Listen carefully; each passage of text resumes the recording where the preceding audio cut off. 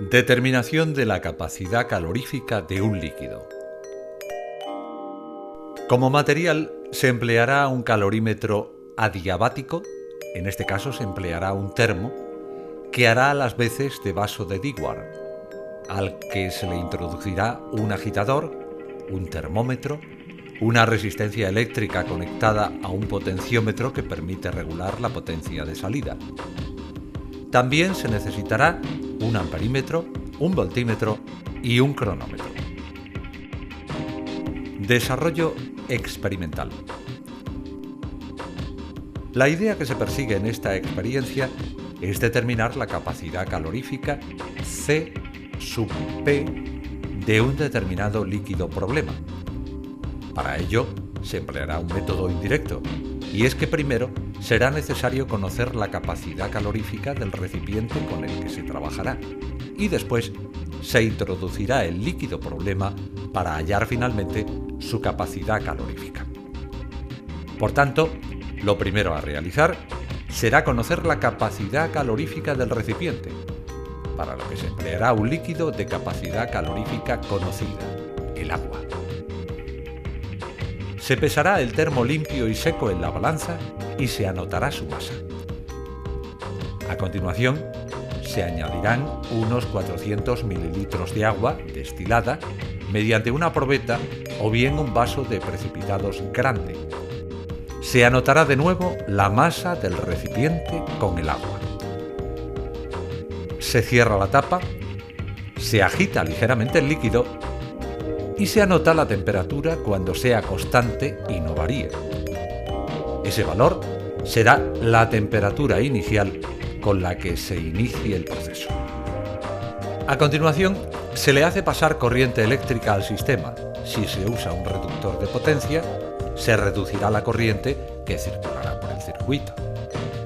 A la par que empiece a circular corriente, se pulsa el cronómetro y se empieza a agitar suavemente el sistema para homogeneizar el calor generado por efecto Joule. Conviene apuntar los valores de amperaje y voltaje cada medio minuto o cada minuto y hacer su media, puesto que aunque varían poco, los valores pueden fluctuar algo debido a ligeros altibajos en el suministro de corriente. El proceso continúa hasta alcanzar una temperatura de entre unos 40 y 45 grados centígrados. En ese momento se anota la temperatura, que será la temperatura final. Se corta la corriente y se para el cronómetro. El proceso físico que ha ocurrido es que la energía eléctrica suministrada se disipa a través de la resistencia eléctrica en forma de calor, por efecto Joule. Este calor, absorbido por el sistema, constituido por líquido más los accesorios, es el que da lugar al aumento de la temperatura.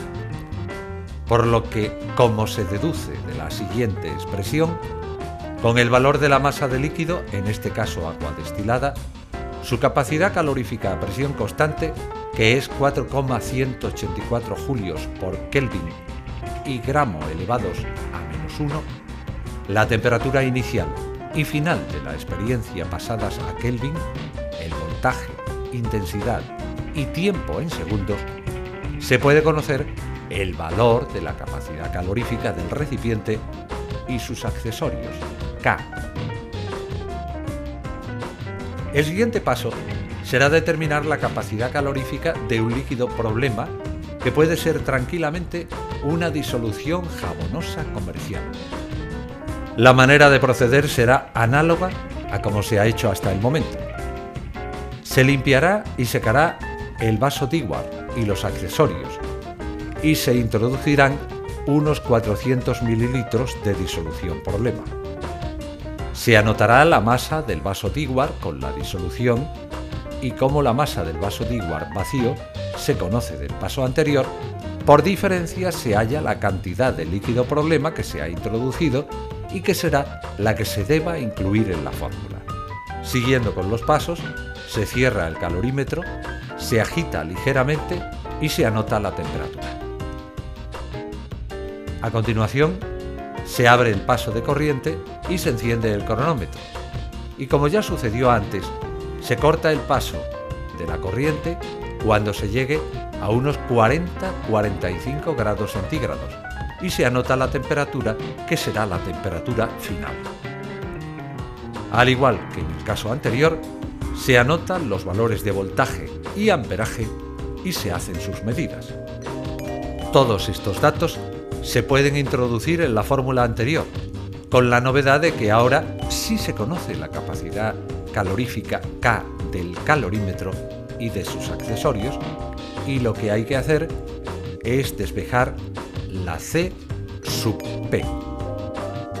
Con ello se concluye esta experiencia mencionando que el efecto Joule que se ha empleado aquí es comúnmente usado en los hogares, que consiste en la disipación de energía eléctrica en forma de calor cuando circula corriente a través de una resistencia y que se pone de manifiesto en los braseros.